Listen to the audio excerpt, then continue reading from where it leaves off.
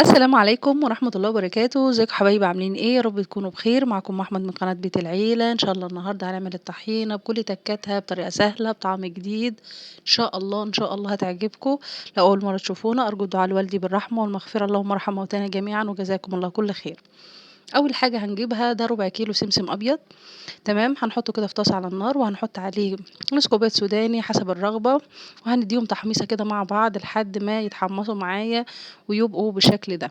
خلاص، وبعد كده هنطحنهم في المطحنة مع بعض بالشكل ده لحد ما يبقوا ناعمين ويطلّعوا الزيت اللي فيهم بالشكل ده، وبعدين في نفس الطاسة معلقتين دقيق بالضبط، معلقتين 2 مش هازوّد، خلاص على الربع كيلو والنص كوباية سوداني أو كوباية سوداني حسب الرغبة، وهاجي مقلّباهم كده على الخليط اللي أنا طحنته، اللي هو السوداني على السمسم المطحون، تمام، وهاجيب بقى الخلاط بتاعنا هنحط فيه نص كوباية زيت أو أكتر، يعني مش كتير، أقل من كوباية، تمام كده؟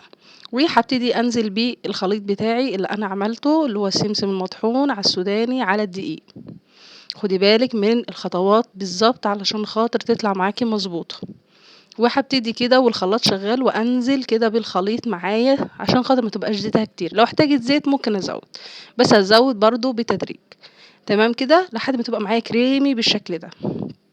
لحد ما أخلّص الكمية بتاعتي كلّها وتلِف معايا بالشكل ده زي ما أنتِ شايفاه، وبقى برطمان إزاز يكون متعقّم كويس وناشف، وأنزل بيه بالطحينة بالشكل ده. وهي دي الطحينة بس طعم بقى ما مش عايزة أقول لكم يعني طعم بصراحة تحفة.